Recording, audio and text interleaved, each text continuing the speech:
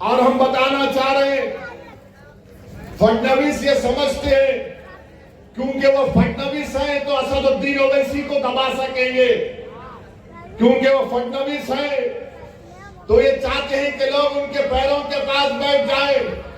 वो फडणवीस हैं तो ये समझते हैं कि वो मुझे जिहाद या धर्म युद्ध के नाम से पुकारेंगे। वो फडणवीस हैं तो समझते हैं कि असदुद्दीन ओवैसी को नीचे गिराऊंगा। अरे देवेंद्र फडणवीस, तुम जिस चीज को लाना चाहते हैं ना औरंगाबाद में, वो चीज कभी नहीं आएगी इंशाअल्लाह ताला। मैं लिख के रख रहा हूं, वो इसलिए नहीं आएगी फडणवीस क्योंकि बाबा साहेब अम्बेडकर ने जो संविधान बनाया उसमें फडणवीस भी बराबर है, ओवैसी भी बराबर है, कोई ऊपर कोई नीचे नहीं है। और फडणवीस, मैं तुमको चैलेंज कर रहा हूं, तुम महाराष्ट्र में किधर भी हो, तुम्हारी जबान पर दूल्हे भाई का नाम तो आ गया ना। अब तुमसे मैं कह रहा हूं फडणवीस, तुम्हारी जबान से जरांगे पाटिल का नाम निकलेगा, जरांगे पाटिल का नाम निकलेगा फडणवीस, तुम्हारी जबान लड़खड़ा जाएगी जरांगे पाटिल का नाम लेने से। बोलो, हिम्मत है तो बोलो फडणवीस, जरांगे पाटिल बोलो। तुम नहीं बोलेंगे? बोलेंगे नहीं नहीं, ओवैसी बोल सकता हूं, दूल्हे भाई है, मेरे भाईजान है, बोलूंगा। अब भाईजान किसको बोलते मालूम, लाइटर वेन में, मगर जरांगे पाटिल का नाम नहीं लेंगे फडणवीस। तुम फडणवीस बोलो, जरांगे पाटिल नहीं बोल सकेंगे। डर नहीं लगता कच्ची औजारी पूरों की।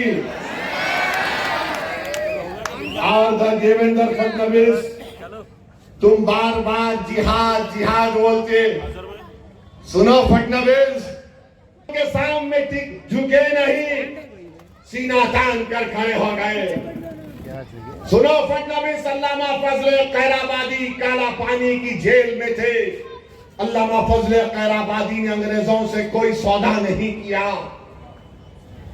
सुनो फडणवीस, 1820 के बाद इस मुल्क की आजादी की लड़ाई में सबसे पहला फतवा किसने दिया? हमारे मदरसों के जिम्मेदारों ने किया, जिहाद का फतवा दिया। फडणवीस, जब तुम्हारे बुजुर्ग नहीं थे, अंग्रेजों से लड़ने का तरीका हमने देश को सिखाया, हमने बताया कैसे अंग्रेजों को भगाया जा सकता है। तारीख गवाह है कि दिल्ली की जामा मस्जिद से लेकर वो जो पंजाब का पाकिस्तान का बॉर्डर है मौजूदा, उन ढेर उन झाड़ों और पेड़ों पर हमारे उलमाए इकराम की लाशें फख्र से लटक रही थी। वो लटक तो रही थी मगर पुकार पुकार कर पैगाम दे रही थी तुम जैसे फडणवीस लोगों को कि देखो, इस देश से हमने मोहब्बत की और इस देश को आजाद कराने के लिए हमने अपना सब कुछ कुर्बान कर दिया। आज फडणवीस बोलते जिहाद। फडणवीस, तुमको जिहाद, फडणवीस क्या बोले? और जिहाद। अभी लैंड जिहाद हो गया, लव जिहाद हो गया, एग्जाम जिहाद हो गया।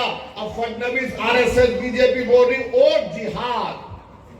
यानी धूलिया में मालेगांव सेंट्रल की सीट से बीजेपी के उम्मीदवार को वोट नहीं मिला तो फडणवीस बोल रहे और जिहाद। हमको सेंट्रल मालेगांव से वोट नहीं मिले, जहां तुम्हारे को वोट नहीं मिला वहां जिहाद हो गया, जहां तुम्हारे को हार गए वहां जिहाद हो गया। तुम गुजरात में भी एक सीट हार गए, कैसा हारे बोलो? तुम हैदराबाद में मेरे खिलाफ हार गए, कैसा हारे बोलो?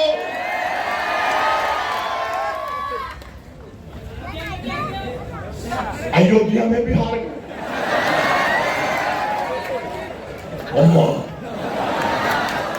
अब नहीं बोलता इससे आगे मैं। बोलो फडणवीस, कैसा हारे? मोदी की मेजॉरिटी कितनी कम हो गई? बहुत कम हो गई मोदी की। चाय अच्छी नहीं बना रहे, कुछ भी अच्छा नहीं बना रहे हो। अब बोलो, मगर मेरे भाई मालेगांव सेंट्रल की बात फडणवीस ने की। 1818 में अंग्रेजों और मराठाओं की जंग हुई थी, तीसरी जंग। मराठाओं की फौज में मुसलमान थे। कौन सी तारीख को? 1818। फडणवीस, तुम तारीख में वीक हो, तुम्हारे को नहीं मालूम, तुम हिस्ट्री नहीं जानते। आप कुछ भी नहीं जानता, छोड़ो।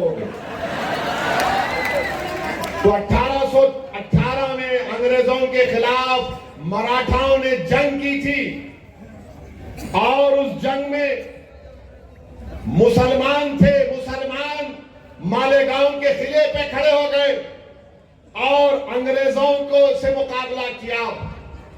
उसमें 30 से ज्यादा सिपाही शहीद हो गए और अंग्रेजों को, उन मुसलमानों को जो मराठाओं की फौज में थे, 36 तोपों को इस्तेमाल करना पड़ा। 8000 गोले गिराए, 35,500 गन पाउडर इस्तेमाल करना पड़ा। फडणवीस, ये वो मुसलमान जो मराठाओं की फौज में मालेगांव के किले में खड़े हो गए थे और अंग्रेजों को मुकाबला किया। फडणवीस, तुम्हारे पूर्वज नहीं थे, ओवैसी के पूर्वज थे जो अंग्रेजों से जिहाद कर रहे थे। और फिर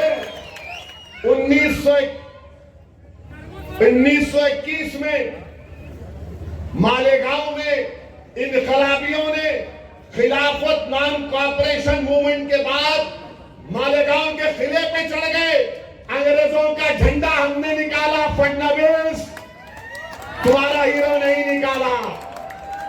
हमारे बुजुर्गों ने झंडा निकाला, मालेगांव शहर को कब्जा कर लिया और उसके बाद तुम सत्ता में बैठकर गरीबों को औरंगाबाद के तकलीफ पहुंचा रहे हो। कचरे के ढेर लगे हुए हैं, मोरियों का पानी बहता है, मगर तुमको फिक्र नहीं है। मगर तुम आकर क्या बोलते हो? असदुद्दीन ओवैसी का नाम लेते हो, जिहाद की बात करते हो, धर्म युद्ध की बात करते हो। अरे देवेंद्र फडणवीस, तुमने औरंगाबाद को पानी नहीं पिलाया।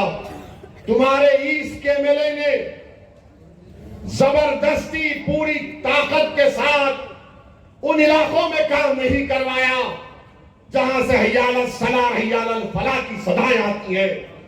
और अगर तुम्हारा ईस्ट का एमएलए समझ रहा है कि पानी नहीं लेकर आएंगे, डेवलपमेंट नहीं कराएंगे, तो सुनो फडणवीस, सेंट्रल की आवाम चाहे किसी समुदाय की हो, वो तय कर चुकी है कि अब के बार इम्तियाज को कामयाब करेंगे और ईस्ट और सेंट्रल में हम तरक्याती काम करवाएंगे। आज ईस्ट की आवाम से, राय हिंदुस्तान से मैं अपील कर रहा हूं कि आपको एक इम्तियाज जलील जैसे फाल और हरकयाती एमएलए की जरूरत है, जो हर एक का काम करे, जो ये ना देखे कि ये कौन से मजहब का है, जो ये ना कहे कि धर्म युद्ध और जिहाद की बातें करे। काम इम्तियाज जलील ने किया बहैसियत एमपी। आप जानते हैं कि हमारे कॉर्पोरेटर्स ने भी काम किया। आजाद चौक पे डीपी रोड, आजाद चौक से रोशन गेट, एक बल्दिया का अस्पताल अल्तमश कॉलोनी में, कब्रिस्तान की दीवार, और आप जानते हैं कि इम्तियाज जलील ने आम खास ग्राउंड में फुटबॉल ग्राउंड बनाने की कोशिशें की। 100 करोड़ का रोड डेवलपमेंट फंड लेकर आए। हॉस्पिटल में 400 बेड के हॉस्पिटल में वैकेंसीज को पूर्ण किया।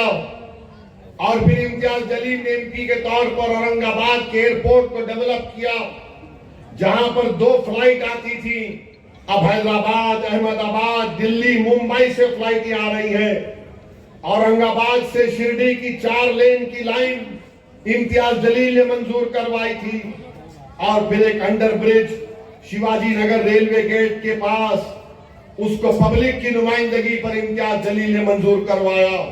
ये बीजेपी से कुछ नहीं होता, मोदी से कुछ नहीं होता, ये सिर्फ हिंदू मुस्लिम, हिंदू मुस्लिम, हिंदू मुस्लिम, भाई भाई बस यही बोलेंगे। इन्हें जिहादी, उन्हें फुला, उन्हें ऐसा, इन्हें वैसा।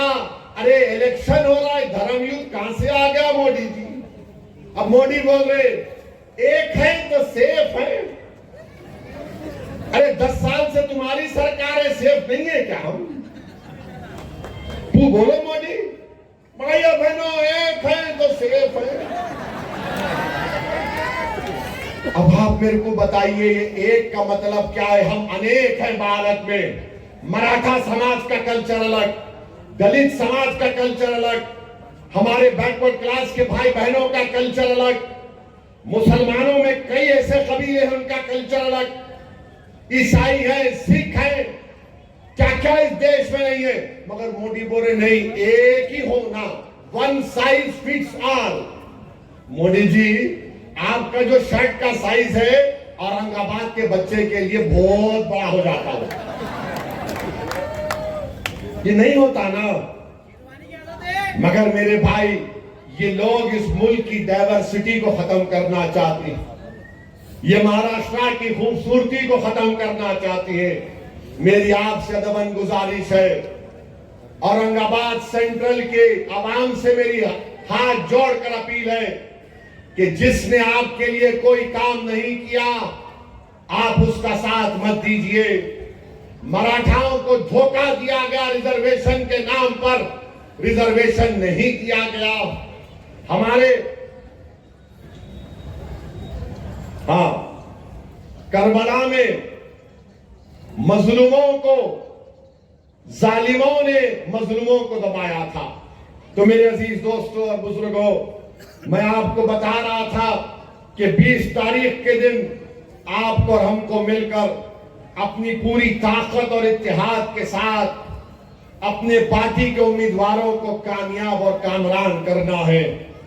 ये जितने भी खड़े हैं ना, ये मिठाई बांट रहे हैं, मिठाई खा लो दबा के, छोड़ना नहीं। हाँ, खाना खा के बोलना है हुमायूं जिंदाबाद। जितना ले लो, क्यों नहीं छोड़ना? ले लो, मिठाई खाओ, नान खलिया खाओ। होटल पे जाके मैं देखा नान खलिया की पीली रोटी को निचोड़ के डुबा के उसमें खूब लगा के खा के बोलना पतंग की ओट पड़ने वाला है, पतंग की ओट पड़ेगा इंशाअल्लाह ताला। डरने और घबराने की जरूरत नहीं है आपको। आप तमाम से बुजुर्गों से, माँ और बहनों से अपील है कि 20 तारीख के दिन औरंगाबाद सेंट्रल में, औरंगाबाद ईस्ट में क्या उड़ेगी? आसमानों पर क्या नजर आएगा? सुबह 6 बजे से क्या होगा? शाम में 6 बजे तक क्या होगा? हर घर में क्या आवाज आएगी? हर दिल क्या पुकारेगा? हर सोच क्या कहेगी? हर आदमी क्या बोलेगा? हर आदमी क्या करेगा? किसका परचम लहराएगा?